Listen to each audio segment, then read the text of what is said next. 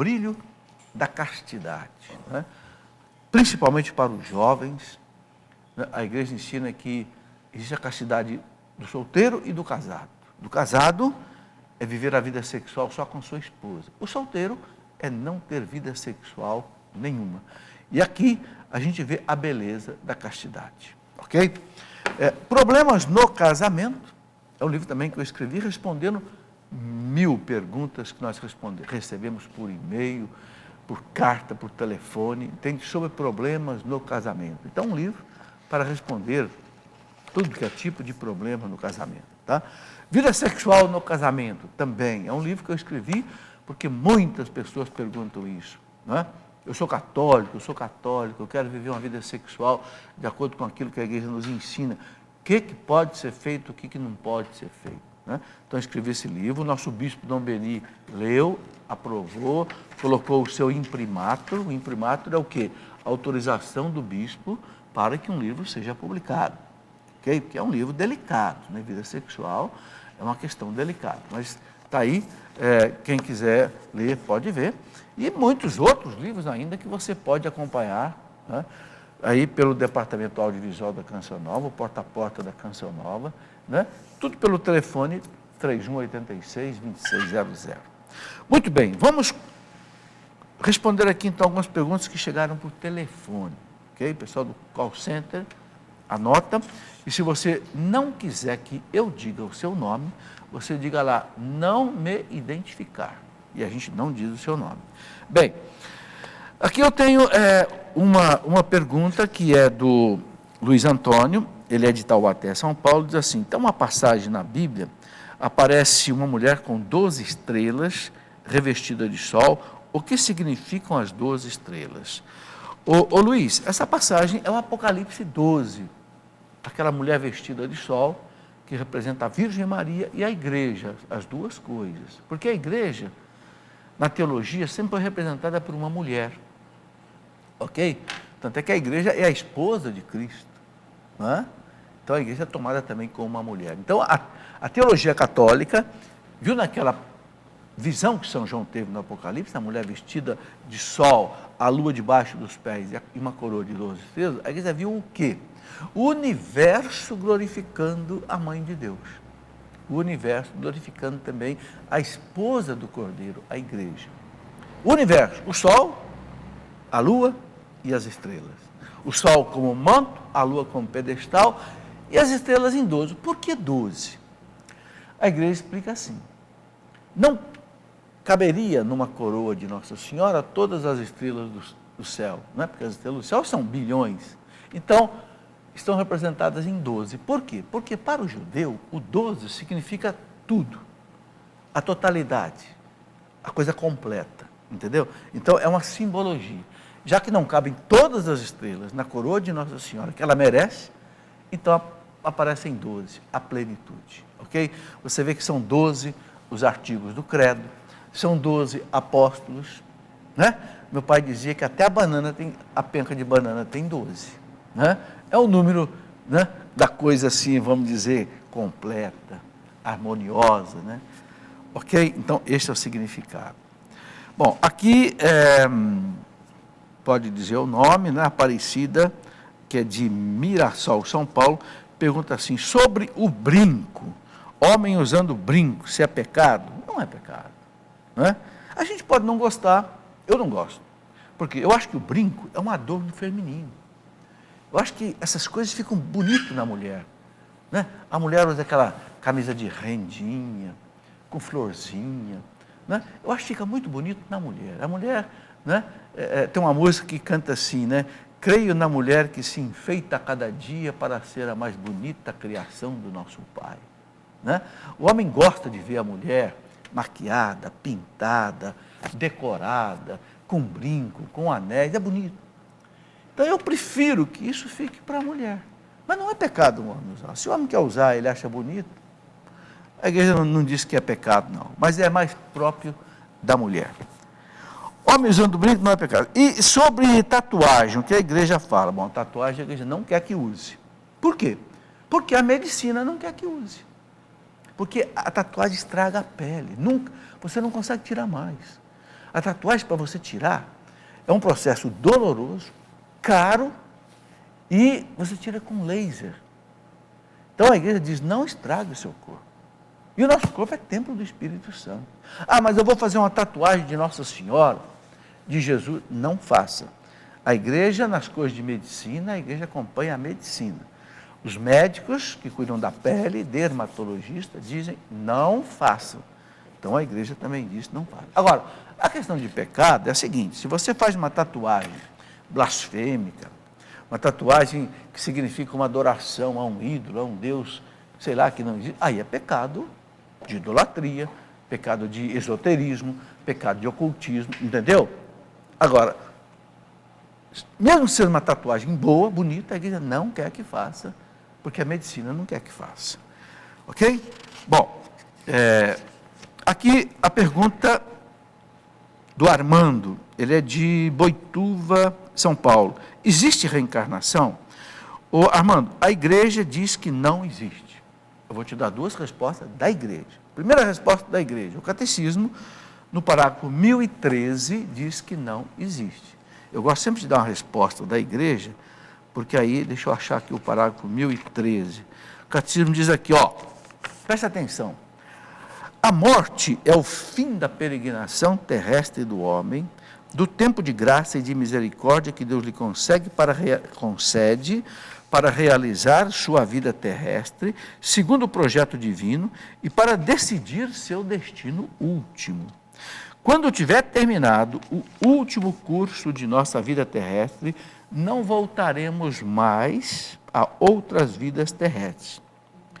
Os homens devem morrer uma só vez. Aí o catecismo cita lá Hebreus 9, 27. Não existe reencarnação depois da morte. Parágrafo 1013 do catecismo.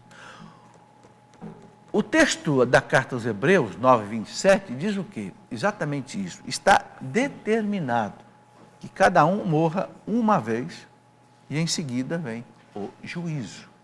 Então, a igreja não acredita na reencarnação. A igreja acredita na ressurreição, mas não na reencarnação. Ok? Bom, está aí. A pergunta que vem de uma pessoa de Guaratinguetá pede para não ser identificada. Realmente não deve mesmo. Minha esposa, olha que pergunta, gente, difícil. Minha esposa foi violentada. E eu sei quem é a pessoa que a violentou e não consigo perdoá-lo. Peço a Deus que me liberte e estou comungando para que eu não venha a matá-lo. O que eu faço? Me ajude. Meu amigo, o que eu digo para você é o seguinte, continue comungando, continue rezando, implorando, ok? A força de Deus para você perdoar. E eu vou te dar um conselho. Quando a tentação for grande em você, pegue um crucifixo na mão, olhe para o Cristo crucificado e lembre que Jesus morreu na cruz perdoando aqueles que o matavam. Entende? Aqueles que o destruíram, ele que é Deus. Pai, perdoai-lhes, porque eles não sabem o que fazem. Jesus disse que a gente se vinga do inimigo perdoando-o. Entende? Porque vingando não resolve nada. Vingando, você vai matar o outro, você vai para a cadeia, você vai causar mais confusão ainda. Um mal não justifica outro. Foi terrível o que ele fez. Então, o processe, que a justiça o ponha na cadeia, se for o caso, mas não faça justiça com as tuas próprias mãos. Não faça. Continue rezando, continue comungando, continue implorando a Deus a graça do perdão. Lembre-se das lágrimas de Nossa Senhora na cruz, vendo o seu filho morrer. Nossa Senhora ali, no silêncio, perdoando também ela, os que matavam o seu filho. Ok? E nós vamos rezar para você. E eu peço às pessoas que estiverem me acompanhando aqui e pela televisão, que rezem na intenção desta pessoa. Ele não diz o seu nome, mas nós vamos rezar por ele. Deus sabe o nome dele. Ok? Bom, outra pessoa que pede para não ser identificada, também uma pergunta difícil. Vejam, gente, o que as coisas estão acontecendo neste mundo. Ela diz assim, Suas 2 irmãs lhe traíram com o seu marido. E ela não consegue perdoá-las. O que fazer? Olha, a mesma coisa que eu disse para o rapaz cuja esposa foi violentada e ele não consegue perdoar o criminoso, eu digo para você, por mais razão ainda, perdoe suas irmãs, porque são suas irmãs. Não quer dizer que você deva manter com elas o mesmo relacionamento, o mesmo carinho. Não, perdoar não é um ato do coração, perdoar é um ato de decisão. Perdoar quer dizer o seguinte, eu não vou guardar ódio de você, eu não vou querer tirar vingança com você, eu não vou te amaldiçoar, eu não vou fazer o mal por você por causa disso. Você me feriu, você me magoou, Deus vai cuidar disso. Né? São Paulo tem uma frase na Bíblia que São Paulo diz assim, deixe a justiça por conta de Deus. Deixe a justiça, claro, e certamente você já conversou com as 2, você já disse a elas o que você tinha de dizer, tá certo? Agora, a mensagem cristã é o perdão. Eu estou convencido, sabe, meus irmãos, eu estou convencido que é a coisa mais difícil da nossa fé. É aquilo que Jesus fez na cruz, morreu perdoando os seus inimigos. Eu acho que o cristão que conseguir viver isso, Jesus disse o quê? Lá no Sermão da Montanha, Jesus disse assim, amai os vossos inimigos, orai por aqueles que vos perseguem, abençoai aqueles que vos amaldiçoam. E Jesus disse isso no monte, né, das bem-aventuranças, e depois lá no monte do Calvário, numa outra montanha, Jesus viveu isso. Ele ensinou e depois viveu, para que a gente aprenda a fazer o mesmo. É fácil? Não é fácil, é terrivelmente difícil. Mas nós temos que acreditar que se Jesus mandou a gente viver assim, Ele nos dá a graça de nós fazermos isso. E muitos santos e santas da igreja viveram assim. Bem, aqui a Veridiana, que é de Montemor, em São Paulo. Como a Igreja Católica considera o casamento na Igreja Evangélica? Bem, o Veridiana, a Igreja considera que não é sacramento, como nós. Agora, a Igreja respeita. A Igreja ensina o seguinte, 2 protestantes, 2 evangélicos que se casam, o casamento para eles é válido. Você entende? Então, eles não podem se separar. Por quê? Porque o casamento, além de ser uma realidade sobrenatural, sacramental, é também uma realidade humana. E se eles na fé se uniram, embora não seja sacramento, a igreja diz que eles têm que respeitar esse voto que também fizeram diante de Deus. Compreendeu? Então, é assim que a igreja vê. Claro que não é sacramento. O católico não pode casar na igreja protestante, não pode, a menos que tenha uma autorização muito especial do bispo, mas a igreja respeita essa realidade deles também. Bom,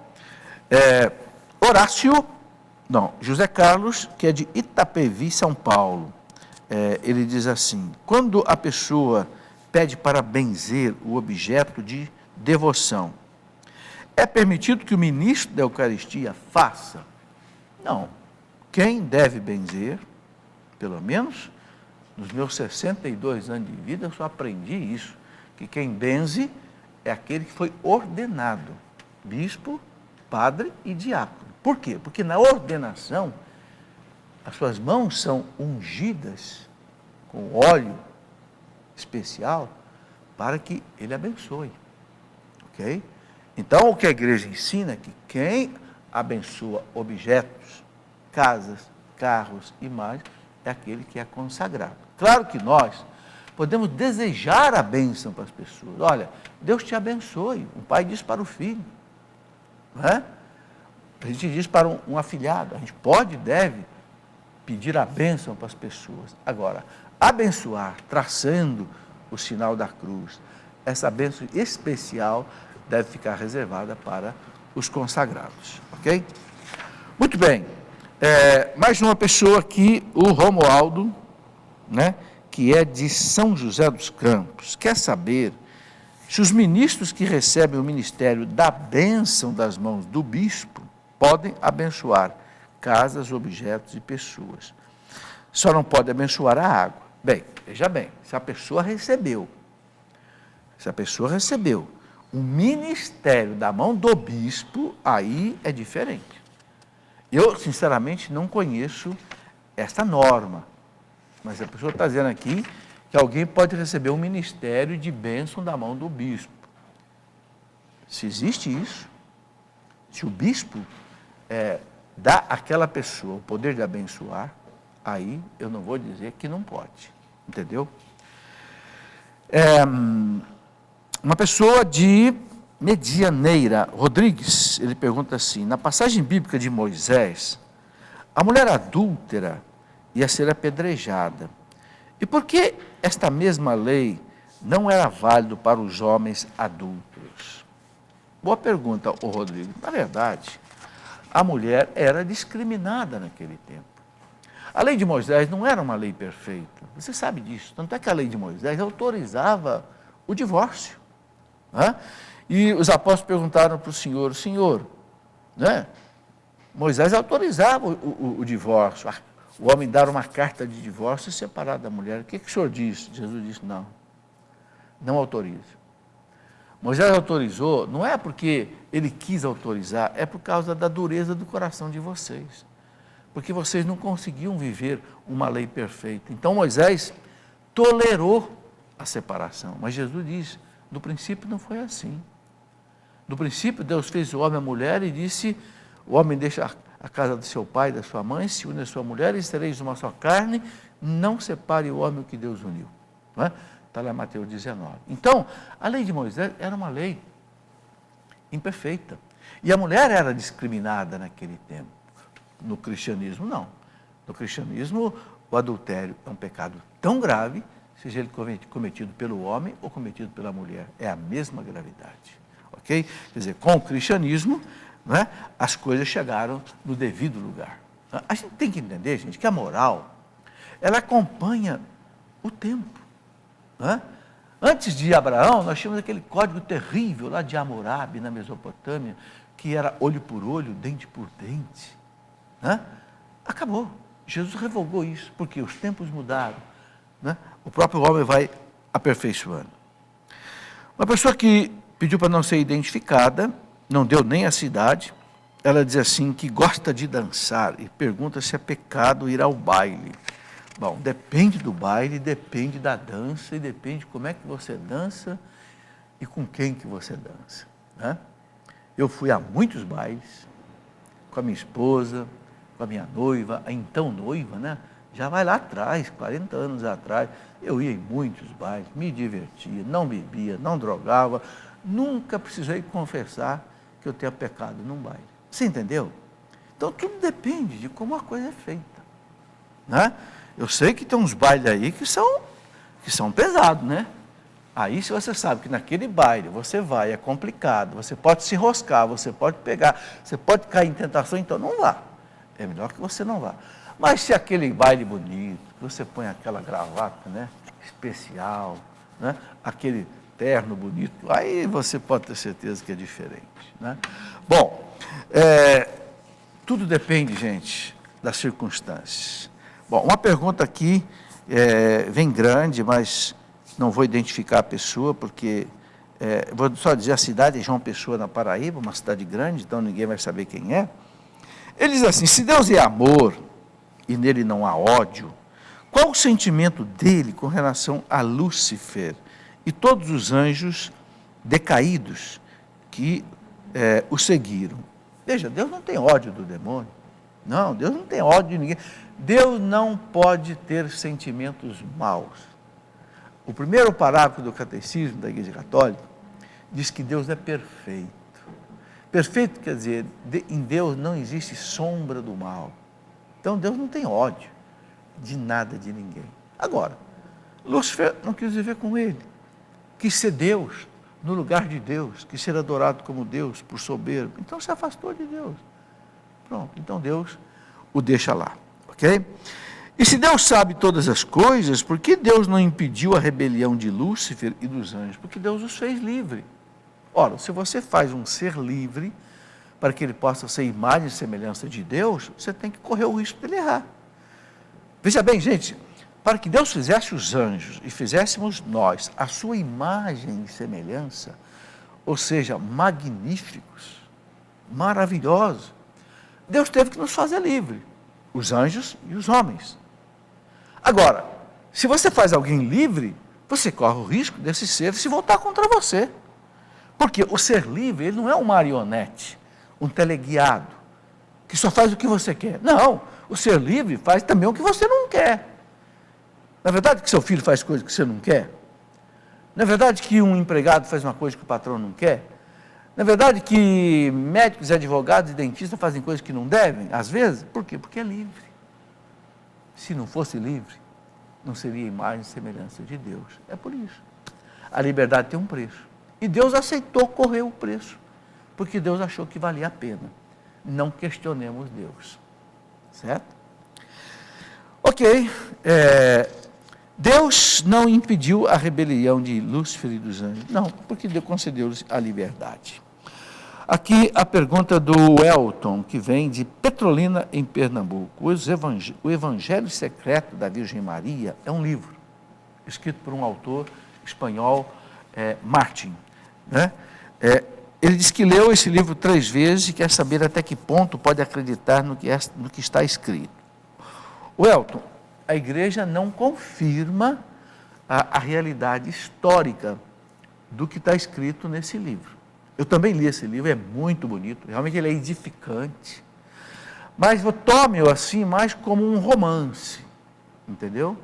É o Evangelho Secreto da Virgem Maria, que alguém escreveu baseado lá num diário de uma peregrina etérea espanhola, que no século IV fez uma visita longa à Terra Santa. Ela tinha dinheiro, ela foi lá para a Terra Santa, e ela escreveu muitas coisas. Alguém escreveu esse livro, baseado nesses escritos também da peregrina etérea. Mas a igreja não confirma, né, todos aqueles fatos sobre a Virgem de Nossa Senhora que está narrado ali. A igreja só tem certeza daquilo que está na Bíblia, aquilo que está nos Evangelhos. Mas é edificante, eu sei que aquece o coração da gente, né? Então, não é revelação bíblica, mas é edificante. Bom, José Barbosa, que é de Curitiba, ele diz assim: quer que explique a passagem bíblica, Gênesis 1, 26 e 2, 22, quer saber onde está escrito que Maria é mãe de Deus. Veja, o José Barbosa, há uma passagem bem clara na Bíblia que mostra que Maria é mãe de Deus. Essa passagem é a passagem de São Lucas, capítulo 1, versículo 43. Eu vou até pegar aqui para ler, para você ver como é bonita essa passagem. Em Lucas 1, 43, quando a Virgem Maria foi visitar Santa Isabel, né? Quando Maria estava diante de Isabel e ela saudou Isabel, certamente ela disse Shalom, porque era a saudação dos judeus, né? Isabel levou um susto, porque João Batista, que estava no seio dela, estremeceu. Isabel disse: a que devo a honra de receber a visita da mãe do meu Senhor.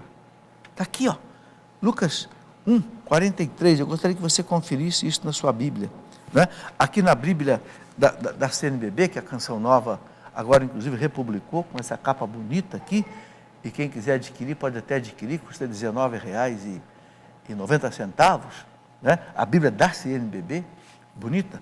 Aqui a gente lê em Lucas 1, né, 43, como mereço que a mãe do meu Senhor venha me visitar. E é interessante que o evangelista diz que Isabel disse isso cheia do Espírito Santo, então Isabel não estava mentindo. Você é mãe do meu Senhor. Quem é o meu Senhor? Meus irmãos, os judeus só usavam a expressão meu Senhor para Deus. Eles não falavam Javé, porque para eles era proibido, então eles diziam meu Senhor, que no hebraico é Adonai, meu Adonai. Entende? Então Isabel é a primeira que proclama que Maria é mãe de Deus. Está aí. E ela não é mãe de Jesus? Jesus é o quê? É um homem simplesmente? Não, Jesus é homem e é Deus. Ora, se Jesus é Deus encarnado, humanado, e esse Deus humanado nasceu de Maria, Maria é mãe de Deus. É o que proclamou o concílio de Éfeso, no ano 431, que chamou Maria de Agios Theotokos, que em grego quer dizer Agios, santa, Theotokos, mãe de Deus. Entende? A igreja nunca teve dúvida sobre isso. Por isso que nós rezamos aquela oração bonita, Santa Maria, Mãe de Deus, rogai por nós, pecadores. Né? Porque se ela é mãe de Deus, ela pode tudo diante de Deus. Né? São Bernardo dizia, ela é a onipotência suplicante. Aquilo que Deus pode por natureza, porque Deus pode tudo, Ele é onipotente por natureza, Maria pode por graça, né? Porque é mãe de Deus. Ok, vamos em frente. Aqui eu tenho a pergunta, né? Mais uma pergunta, a pessoa pede para não ser identificada, vou só dizer a cidade, Volta Redonda, aqui no Rio de Janeiro. Na Bíblia existe algum trecho onde fala da assunção de Nossa Senhora ao céu? Não, não existe. Por que devemos acreditar nisso? Bom, então vamos explicar. Primeiro, porque nós católicos acreditamos no seguinte, que o Papa é infalível quando o Papa proclama um dogma de fé. Né?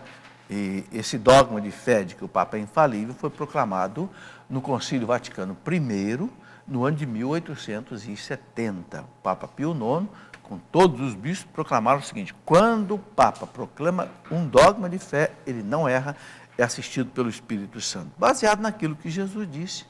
Né? Pedro, que você ligar na terra, eu ligo no céu. Ponto. Então, como Deus não pode ligar nada errado no céu, ele não deixa Pedro ligar nada errado na terra. O Papa, de acordo com toda a tradição da igreja, não está na Bíblia, mas de acordo com toda a tradição que vem dos apóstolos, o Papa disse, Maria, ao término da sua vida terrena, foi elevada ao céu de corpo e de alma. Foi o Papa Pio XII, no ano de 1950, no dia 1º de novembro, numa bula pontifícia chamada Inefabilis Deus. Ok? Daí, então nós católicos não duvidamos disso. Agora, por que na Bíblia não tem? Porque a Bíblia não foi escrita para falar de Nossa Senhora. E os evangelhos foram escritos enquanto Nossa Senhora ainda era viva. Olha, São Lucas consultou Nossa Senhora para escrever. Nossa Senhora morava com São João, quando São João escreveu a Bíblia, certamente. Então, a Bíblia não foi feita para falar de Nossa Senhora. A Bíblia foi feita para falar de Jesus. Mas a tradição apostólica, que veio dos apóstolos, que chegou até nós, diz que Nossa Senhora realmente está no céu de corpo e de alma. Somente ela e Jesus. Ok? Muito bem. Aqui mais uma pergunta, a pessoa também pede para não ser identificada. Uma pergunta também um tanto... Dá tempo, não? Não? Aí ele está dizendo aqui que não dá tempo de eu responder. A televisão tem que respeitar o horário, porque já tem outro programa na fila para entrar. Então, olha, vamos deixar aqui, vai ficar marcado onde nós paramos, e a gente vai continuar, então, na semana que vem, se Deus quiser, respondendo. Rapidamente, quero terminar mostrando novamente os 2 cursos bíblicos que eu gravei, um curso bíblico sobre o catecismo da igreja, explicando as 4 partes do catecismo, parte por parte, detalhe por detalhe, mais ou menos 40 horas de gravação, são 10 CDs, ok? Quem tiver interesse, pelo site da editora cleofas.com.br. E um curso bíblico sobre os 72 livros da Bíblia, onde eu explico cada um. Eu levei 3 anos gravando esse curso bíblico, 3 anos, porque são mais de 100 horas de gravação, ok? Mas aí você pode fazer um curso bíblico, assim, bem detalhado. Tantas pessoas perguntam sobre as coisas da Bíblia, é com esse objetivo que nós fizemos isso daqui. Muito bem, voltaremos, se Deus quiser, meus irmãos, na semana que vem, ok? Para dar sequência a essas nossas perguntas e respostas. Fique com Deus.